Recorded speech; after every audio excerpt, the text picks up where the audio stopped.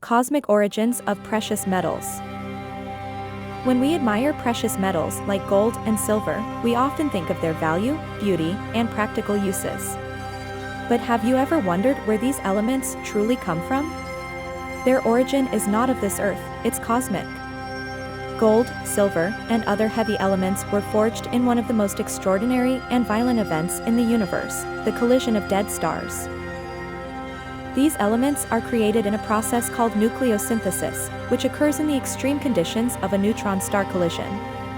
Neutron stars are the remnants of massive stars that have exploded in supernovae. They're incredibly dense, just a sugar cube-sized piece of neutron star would weigh billions of tons.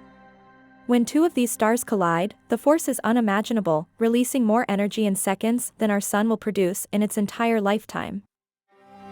In this cataclysmic explosion, the extreme heat and pressure fuse atomic nuclei together, creating heavy elements like gold, silver, and platinum.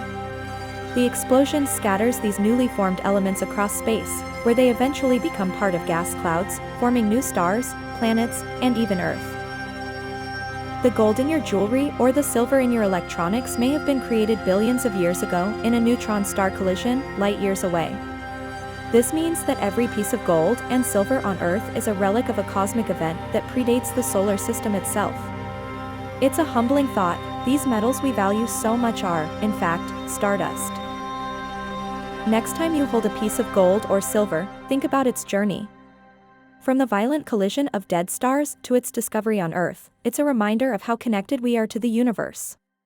Let us know in the comments, does knowing the cosmic origins of these elements change how you see them? Don't forget to like, subscribe, and hit the notification bell for more explorations of the universe. Keep looking up, because even the simplest treasures on Earth have stories written in the stars.